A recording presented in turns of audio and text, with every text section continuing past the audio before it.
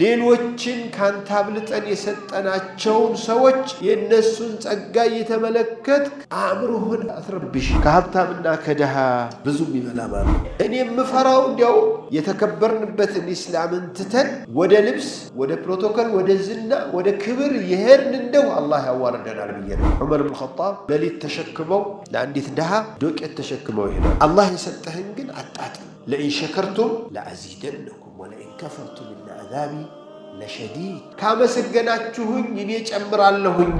ሶላት ላይ ሆነን ነው እኮ የጠፋ ቁልፍ የረሳነውን ነገር ምናምን ሁሉ የምናስታውሱ። ብዙ ሰው 40 ዓመት 50 ዓመት ሲቀመጥ እሱ አላህን እየወነጀለ እንደ ልቡ ሲያደርገው ልጅን ዓለም የሚቀጥል ይመስላል። ይቺ ዓለም እኮ በጣም ትንሽ ናት። ይቺ ዱንያ ደግሞ መፈተኛ ነች። በተለይ ብሯ፣ በተለይ ስልጣኗ፣ በተለይ ዝናዋ። ስለዚህ ዱንያ ይሄን ያህል ጊዜያችንን ሊወስድ ይሄን ያህል ቢዚ ሊያደርገን አኺራችንን ሊያስረሳን የሰዎችን እያየን ከንፈራችንን ልንነክስ አይገባንም።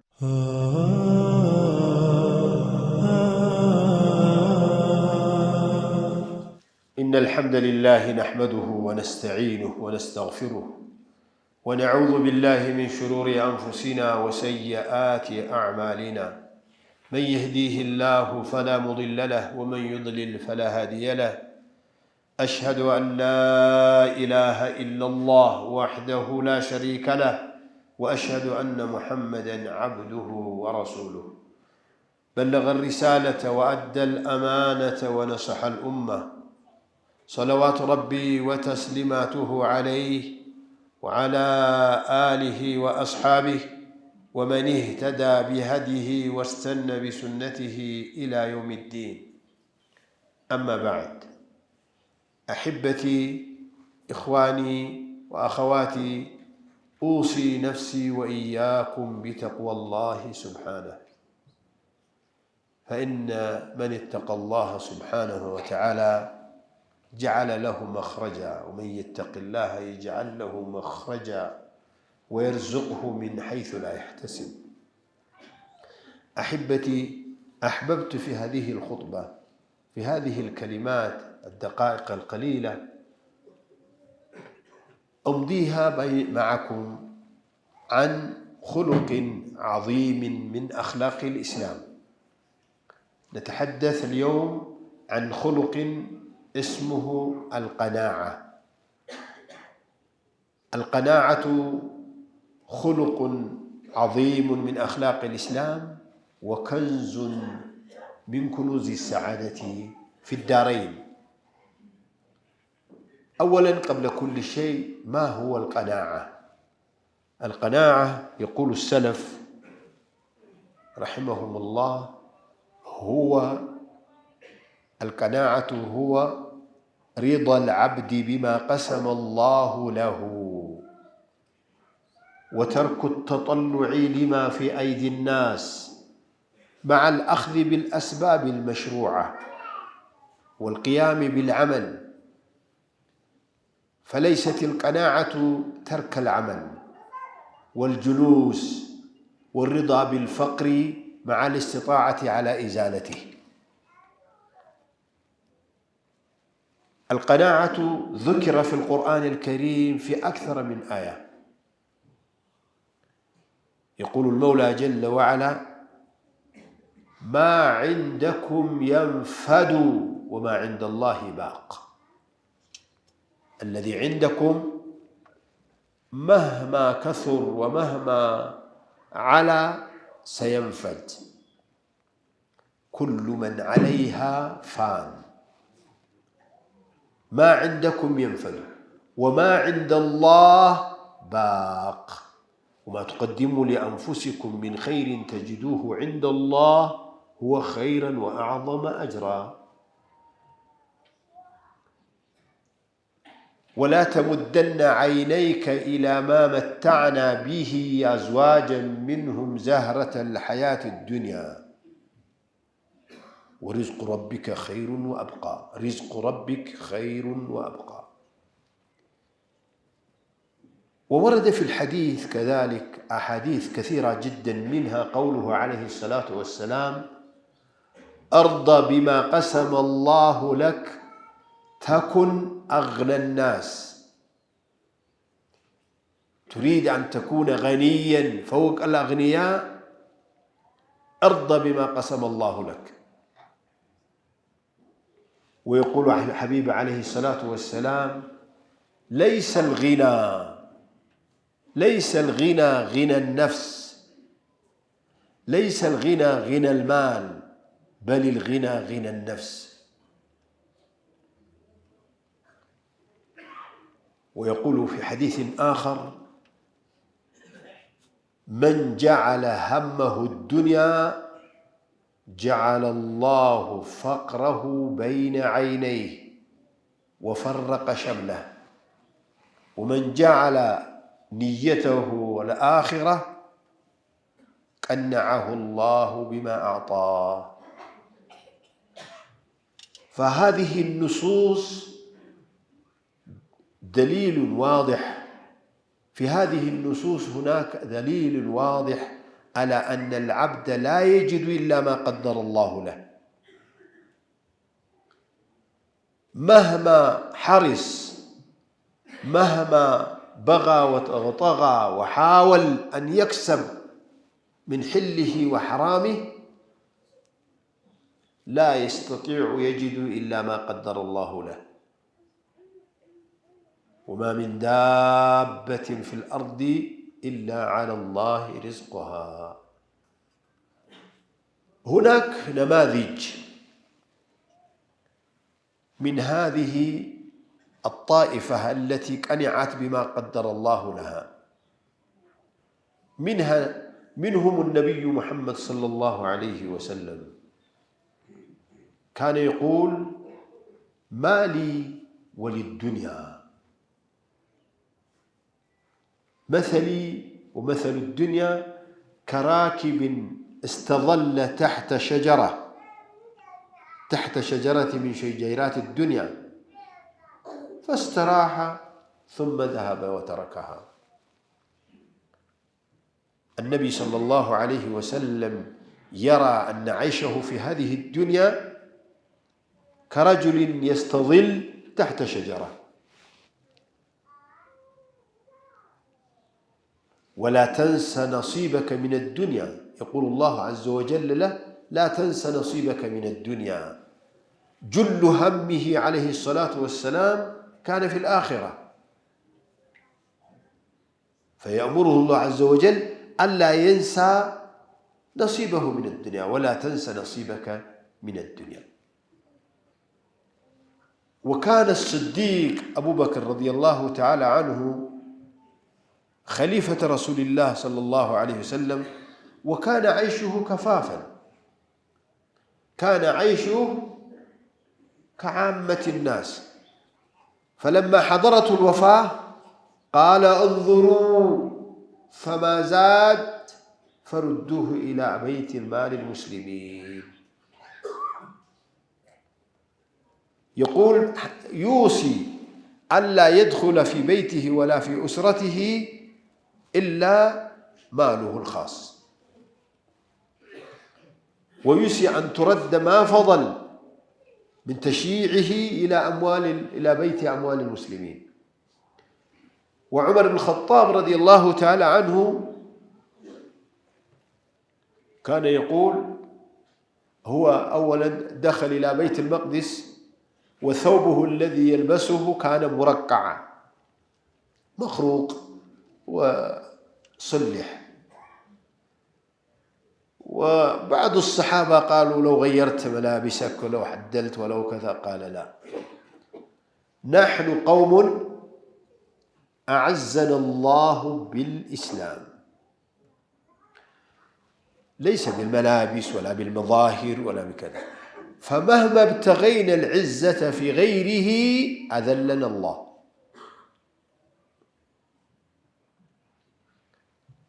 وكان علي بن أبي طالب رضي الله تعالى عنه يقول: القناعة كنز لا ينفد، لا ينتهي، لأنك راضي بالله عز وجل بما قدر الله لك. فيقول آخر: القناعة غنى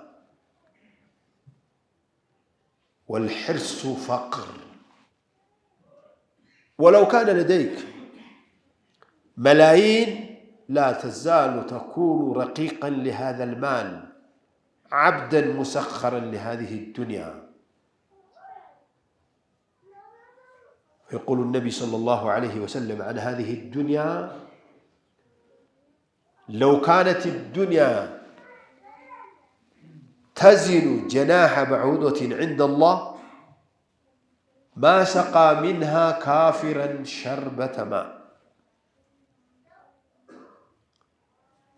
أحبتي، إخواني، أخواتي، هذه الدنيا آمادها قصيرة. إن يوما عند ربك كألف سنة مما تعدون. هذه الدنيا حلالها حساب وحرامها عقاب. يقول الحبيب عليه الصلاة والسلام: يدخل الفقراء الجنة قبل الأغنياء ب500 عام. فانظروا في هذه الدنيا، إن كان ما في أيديكم من حلال فأدوا حقه وواجباته، ومن له مال بلغ نصاب الزكاة فليزكيه، ومن كان له مال استطاع أن يحج به لا بد أن يحج به، ولله على الناس حج البيت من استطاع إليه سبيلا. والذين يكنزون الذهب والفضة ولا ينفقونها في سبيل الله فبشرهم بعذاب أليم. استغلوا هذا المال وتوفره لديكم في أن تبنوا آخرتكم. من بنى لله مسجدا ولو كمفحص قطاه بنى الله له بيتا في الجنة. هذا المال مال الله. يقول المولى جل وعلا: وأنفقوا مما رزقناكم ومما رزقناهم ينفقون. أنفقوا من مال الله الذي آتاكم، ولا تظنن أن هذا المال الذي بين يديك مالك الخاص تتصرف فيه كما تريد، بل عليه واجبات، وفي أموالهم حق معلوم للسائل والمحروم. أحبتي، أرجو أن نفهم حقيقة هذه الدنيا وحقيقة المال، حقيقة التنافس في هذه الدنيا، حتى ندرك ما عندنا وما عند الله عز وجل. أقول قولي هذا وأستغفر الله العظيم لي ولكم ولسائر المسلمين من كل ذنب فاستغفروه إنه هو الغفور الرحيم والبر الجواد الكريم. الحمد لله حق حمده، والصلاة والسلام على خير خلقه محمد وآله وصحبه ومن اهتدى بهديه واستنى بسنته إلى يوم الدين. أما بعد، أحبتي ወንድሞች እህቶች ልጆቼ ዛሬ ከእናንተ ጋር ማሳለፍ የፈለኩት በዚህ ኹጥባ ላይ ላነሳ የፈለኩት ጉዳይ የዚህችን የዱንያ የምትባለዋን ዓለም በምን መልኩ ብናሳልፋት ነው ከአላህ ዘንዳ በነፃ ልናልፍ የምንችለው የሚለውን አንዱን ክፍል መዳሰስ ፈለኩ። አላህ ሱብሓነሁ ወተዓላ ይችን ዱንያ ሲፈጥራት ለፈተና ነው። ገንዘብ ፈተና ነው፣ ስልጣን ፈተና ነው፣ ዝና ፈተና ነው፣ ጤና ፈተና ነው።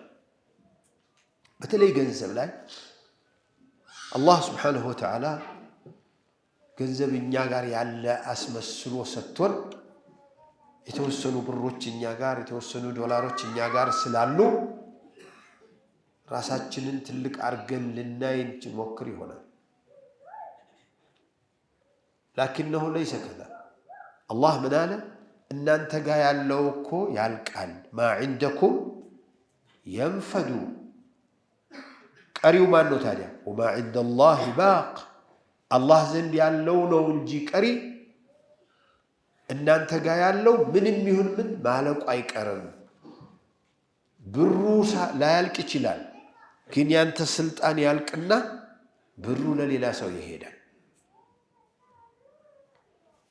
سلزي الله زندا برهن لما سكمت تعر وما تقدموا لأنفسكم من خير تجدوه عند الله هو خيرا وأعظم أجرا لا الله بلا تشوهو لا أخيرا ستاتشوهوت كدميا يمتلكوت جنزل الله زندا عادقو مندقو بزتو تبازتو نمتاقينيوت النبي عليه الصلاة والسلام في الحديث الصحيح أنت دهاوج جنزب كما سكمته بفيد الله يقبله على أنت جنزب كذا بحالا يجمل قلقلهن يفيا قلقله ما يفيا القلقلهن يكبت الجاوتشن تنكباكبه እንደምታሳድግ الله ያንተን صدقة ተንከባክቦ ያሳድግልሃል ትንሽ ስተው ይቃም ቀን ትልቅ ሆኖ ታገኘዋለህ ما تقدموا لأنفسكم من خير تجدوه عند الله هو خيرا وأعظم أجرا مالتين أنس بله እንዳትንቅ وإن تكن مثقال حبة من خردل أتينا بها وكفى بنا حاسبين ومن يعمل مثقال ذرة خيرا يراه منك نجر الله ولا تمدن عينيك إلى ما متعنا به إلا الله لما تعيشن نبي عليه الصلاة والسلام كسوت كله هبتام ما أنت فلق الله هلو أرضى بما قسم الله لك الله يستهن يعني تدرشا يالهن بجا تقبلتنا بس توقعك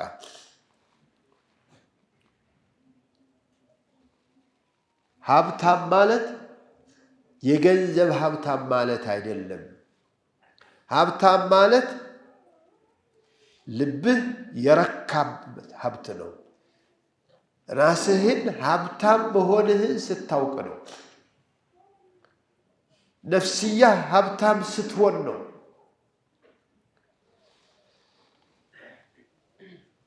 ከሀብታምና ከደሃ ብዙ የሚበላ ማን ነው ሀብታም ነው ብዙ ሰው ሀብታም ይመስለዋል አይደል ግን ሀብታም አይደለም እንደ ልቡ የሚበላ ያገኘው የበላው ጤነኛ የሚሆንለት ጤና ሆኖት እንደ ልቡ የሚደሰተው እንደ ልቡ የሚተኛው ደሃ ነው ላያገኝ ይችላል ሲያገኝ ግን ይስማማዋል ሀብታም ግን እያየ ነው የማይበላው እየሸተተው ነው የማይበላው ይሁንብኝ ብሎ ይበላል ይታመማል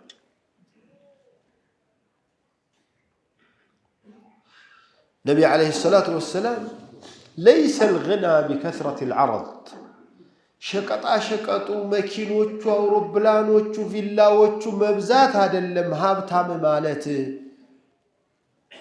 ሀብታምነት ማለት غنى النفس ነው አላህ የሰጠውን መርሐባ ብሎ አሚን ብሎ ተቀብሎ እንደ ልቡ መኖር የቻለ ሰው የሌላ ምን ያላሳሰበው ሰው ይሄ ነው ሀብታም የሚባለው ነብዩ አለይሂ ሰላቱ ወሰለም ይሄንን በተግባር አሳይተዋል ነብዩ ሲሞቱ ለቤታቸው ቀለብ የሚሆን አተው የጦር ልብሳቸውን አሲዘው በዱቤ ተበድረው አምጥተው ነው የሞቱት ሳይከፍሉ ዳው በኋላ ነው አሊ የከፈሉት እና የጦር ልብሱን ያስለቀቁት ነብይ ሰለላሁ ዐለይሂ ወሰለም የመጨረሻ አካባቢ ላይ የነበራቸው እድልና ሰፊ ህይወት ከዓለም ህዝብ ከነበሩት ህዝቦች ሀብታም መሆን የሚችሉበት ነበራቸው። አንድም ቤታቸው ማስገባት አይፈልጉም። አንድ ቀን ዓሱር ሰግደው ተሎ አሰላሙ አለይኩም ብለው ተነስተው ወደ ቤታቸው ገቡ። ምን ነው እንደዚህ ሮጡ ዛሬ? ድሮ እንደዚህ ቀስ ነበር የሚሉት አሏቸው። አይ በጦርነት ተማርኮ ከመጣው ገንዘብና ከዘካ ከመጣው ገንዘብ እያከፋፈልኩኝ የሆኑ ፍርፋሪዎች ብናኞቹ የወርቅ የብር እነሱ እዚህ አካባቢ ቀርተው ስለነበረ እነሱን ሳልጨርስ ሶላት ስገባ ትዝ ሲለኝ እሱ ነው ያዋከበኛል። ለእያንዳንዱ 100 ግመል 100 ፍየል 50 ግመል 50 ፍየል የሰጡበት ቀን አለ። አንድ ፍየል ይዘው ሄዱ አልሄዱም። እሳቸው ግን አንድ ቀን ቤታቸው ውስጥ ፍየል ታርዶ ይሄንንም ስጪ ለገሌም ላኪ ሲሉ ቆይተው ምን ቀረ አይሻ አሏቸው። ኧረ ለኛ የቀረው አንዱ እግር ብቻ ነው አሏቸው። ሁሉም ለኛ ቀርቷል፣ ለኛ ያልሆነው ይሄ አንዱ እግር ነው አሏቸው። የሰጠነው ለኛ እንደሆነ ቁርአኑ አይነገረን። ወማ ተቀድሙ ሊአንፉሲኩም ሚን ኸይሪን ተጅዱሁ ዐንደላህ አላ ለአላህ የሰጣችሁት እዚያ ተከማችቶ በዝቶ የምታገኙት እሱ ነው ብሎናል አላህ። አቡበክር ስዲቅ ረዲየላሁ ተዓላ አንሁ ኸሊፋ ሆነው ይኖሩ የነበሩት ኑሮ ከሌላው ህዝብ ጋር በምንም የማይለይ ነበር።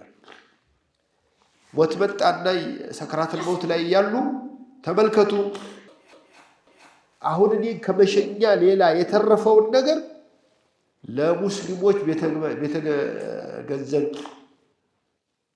ለሙስሊሞች አገልግሎት የሚውለው ንብረት ጋር አከማቹትና እዚያ ሰብስባችሁ ስጡ፣ እኔ ቤት እንዳይገባ። ዑመር ብን ኸጣብ ኸሊፋ ሆነው በዚያን ጊዜ አሁን ዓለም የሚባለውን ግማሹን ቢያንስ ያስተዳድሩ ነበር። ዑመር ቤተል መቅዲስን ሄደው ሲረከቡ የተሰፋፋ ልብስ ነበር ለብሰው የሄዱት። ሷሃባዎቹ እዚያ ቤተል መቅዲስን የተቆጣጠሩ ሷሃባዎች ቀድመው ሊቀበሏቸው ሲመጡና ልብሳቸው የተቀዳደደ ምናምን ሲሆን ሲያዩ አረ እንደው እነዚህ አሁን ሊያስረክቦት ያሉት አይሁዶቹ ቄሶቹ ሻል ያለ ልብስ ለብሰው ነው የሚጠብቁትና እንደው ልብስን ቀይር ይሆን አሏቸው። ላላ እኛ እኮ የተከበርነው በዲን እንጂ በእስላም እንጂ በልብስ አይደለም አሉ፣ በፕሮቶኮል አይደለም አሉ፣ ልዩ ልዩ ልብሶችን በመልበስ አይደለም አሉ። እኔ የምፈራው እንዲያው የተከበርንበትን እስላምን ትተን ወደ ልብስ ወደ ፕሮቶኮል ወደ ዝና ወደ ክብር ይሄን እንደው አላህ ያዋርደናል ብዬ ነው። ዑመር ብን ኸጣብ ሌሊት ተሸክመው ለአንዲት ድሃ ዶቄት ተሸክመው ይሄዳሉ። አንዱ አብሯቸው የነበረው ሰሃቢ እኔ ለያዝልዎት ያ ረሱላህ ያ አሚረል ሙእሚኒን አላቸው። ምን ወንጀሌን ቂያም ቀን ተሸከምልኛለህ አሉት። አንድ ሰሃቢ አየና አይ ዑመር አላቸው፣ አይ ጉድ ካንተ በኋላ የሚመጣ የሙስሊም መሪን መከራ ውስጥ አስገባኸው አሏቸው። በቃ መሪነት ማለት ማገልገል ነው፣ ኩሊነት ነው፣ መስራት ነው። ውሰዱላት አርጉለት ምናምን ብለህ አታዝዝም። አልይ ብን አቢ ጣሊብ ምን ይሉ ነበር መሰላችሁ? መብቃቃት መቼውም የማያልቅ ድልብ ነው ይሉ ነበር። መብቃቃት ማለት እኮ አላህ ለአንተ የሰጠህን አልሐምዱሊላህ ብለህ አጣጥመህ መኖር ማለት ነው። ግድግዳ በር ያልተዘጋ ቤት አላህ ሰጥቶሃል፣ ሌላው እዚያ ቪላ ፎቅ አለ፣ እሱን አትመልከት። አላህ የሰጠህን ግን አጣጥም። ለኢን ሸከርቱም ለአዚደነኩም ወለኢን ከፈርቱም ኢነ ዐዛቢ ለሸዲድ ካመሰገናችሁኝ እኔ ጨምራለሁኝ። አንዳንዱ በጣም እያመሰገነ ይኖራል፣ አልጨመረለትም መስሎናል እኛ። ላ ተጨምሮለታል እኮ እሱ። ቀናዓ ፊ ቀናዓ አላህ በሰጠው እያብቃቃው አልሐምዱሊላህ እያለ ህይወቱን እየመራ ነው ያለው። ነቢ ሰለላሁ ዐለይሂ ወሰለም ምን አሉ? ስለ ዱንያ ሁልጊዜ የሚያስብ ሰው ድህነቱን አይኖቹ መካከል ነው የሚያደርግለት። ሁልጊዜ እዚህ ላይ እነሱን ነው የሚያይ። ለምንድን ነው አይን መካከል ማለት? አትረሳም። ስለ ዱንያ ነው የምታስበው። እየሰገደም ዱቤ የሰጠውን ብር ነው ዕቃ ነው የሚያስበው። ያስተባራው መኪና የደረሰ ነው የሚያስበው። ረካዓው ብቻ አላሁ አክበር ሲል ድምፁን ተከትሎ ሩኩ ያደርጋል። ስንተኛ ረካዓ ላይ እንዳለ አያውቅም። ቆሞ አተሕያቱ ይቀራል። ቁጭ ብሎ ፋቲሓ ይቀራል። አንዱ ሰውዬ አሰላሙ ዓለይኩም ወረሕመቱላህ አሉ ኢማም። እሱ ወዓለይኩም ሰላም ወረሕመቱላህ ወበረካቱ አላቸው። ምን ድሮ አሰላሙ ዓለይኩም ሲባል ወዓለይኩም ሰላም አለ የሚባል። አንዱ ደግሞ እየተሰገደ ትንሽ ሀሳብ ይዞት ቆየ መሰለኝና ለሁለት ጀልሳ አድርገው ሲነሱ ወደ ሶስተኛው ሲነሱ ኢማሙ አላሁ አክበር ሲሉ እሱ ተነስቶ ነወይቱ ሊላሂ ተዓላ አለ። አብሮ እኮ ነው ያለው፣ ሶስተኛ ሶፍ ላይ ነው ያለው። ገና ሶላት እየገባ መስሎት ነው። በኋላ ሲያየው ሰው ሁሉም ኢሕራም አድርጓል ከሱ በፊት። እንዴ ምንድነው ጎበዝ እንቅልፍ ወሰደኝ ማለት ነው እንዴ አለ። ሰው ሲጫጫህ መጨረሻ ላይ ምን ሆነ ነው ሲባል ወላሂ እኔ አብሬ ነው የገባሁት፣ ከዚያ በኋላ ግን መሀል ላይ ሌላ ዓለም ሄጄ ነበር። ሁላችንም የአንዱ ከፍ የአንዱ ዝቅ ስለሚል ነው እንጂ እንፈተናለን። ሶላት ላይ ሆነን ነው እኮ የጠፋ ቁልፍ የረሳነውን ነገር ምናምን ሁሉም የምናስታውሰው። ስለዚህ ዱንያ ይሄን ያህል ጊዜያችንን ሊወስድ ይሄን ያህል ቢዚ ሊያደርገን አኺራችንን ሊያስረሳን የሰዎችን እያየን ከንፈራችንን ልንነክስ አይገባንም። ነቢዩን ዓለይሂ ሰላቱ ወሰላም አላህ ብላቸዋል፣ ወላ ተንሰ ነሲበከ ሚነ ዱንያ። ምን ሆነህ ነው እንዴ ዱንያ እኮ አትጠቀም አልተባልክም ነው የሚላቸው ነቢዩን ዓለይሂ ሰላቱ ወሰላም። እሳቸው ግን ምን ይሉ ነበር? እኔና ዱንያ ምን አገናኘን? እኔ ስለ ዱንያ ምን አለኝ? እኔ እኮ ዱንያ ላይ ያለኝ ድርሻ አንድ መንገድ ላይ የሚሄድ ሰው ጥላ ሲያገኝ እዚያች ጥላ ትንሽ ጠጋ ብሎ ሙቀቷን አሳልፎ አርፎ እንደሚሄድ ሰው እንጂ ኗሪ አይደለሁም። ብዙ ሰው 40 ዓመት 50 ዓመት ሲቀመጥ እሱ አላህን እየወነጀለ እንደ ልቡ ሲያደርገው ልጅን ዓለም የሚቀጥል ይመስላል። ይቺ ዓለም እኮ በጣም ትንሽ ናት። አላህ ዘንድ አንድ ቀን እኛ ጋር 1000 ዓመት ማለት ነው።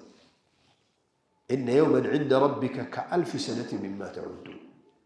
የሚጠብቀን ዓለም በጣም ረጅም፣ በጣም ከባድ፣ በጣም ሰፊ ነው። ይቺ ዱንያ ደግሞ መፈተኛ ነች።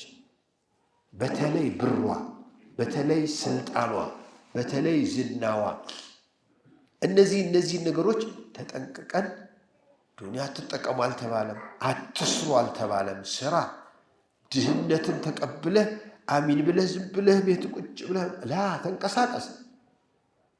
ከዚያስ መጣ አልሐምዱሊላህ፣ አልመጣም አልሐምዱሊላህ። አንተ ያለብህን አድርገሃልና።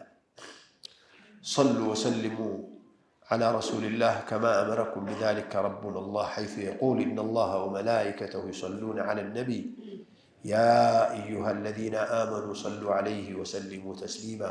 ويقول الحبيب محمد صلى الله عليه وسلم من صلى علي مرة واحدة صلى الله عليه بها 10. اللهم صل على محمد وآل محمد كما صليت على إبراهيم وآل إبراهيم وبارك على محمد وآل محمد كما باركت على إبراهيم وآل إبراهيم في العالمين إنك حميد مجيد. وارض اللهم عن الخلفاء الراشدين وعن أصحاب رسول الله أجمعين وأنا معهم بعفوك وكرمك يا أكرم الأكرمين ويا أرحم الراحمين. اللهم انصر الإسلام والمسلمين، اللهم أعز الإسلام والمسلمين واحمي حوزة الدين. ربنا إننا ظلمنا أنفسنا وإن لم تغفر لنا وترحمنا لنكونن من الخاسرين. ربنا آتنا ما وعدتنا على رسلك ولا تخزنا يوم القيامة إنك لا تخلف الميعاد. تقبل منا القليل واعف عنا الكثير ولا تؤاخذنا بالتقصير إنك على كل شيء قدير. إنك نعم المولى ونعم النصير. غفرانك ربنا وإليك المصير. ربنا آتنا في الدنيا حسنة وفي الآخرة حسنة وقنا عذاب النار. وآخر دعوانا الحمد لله رب العالمين.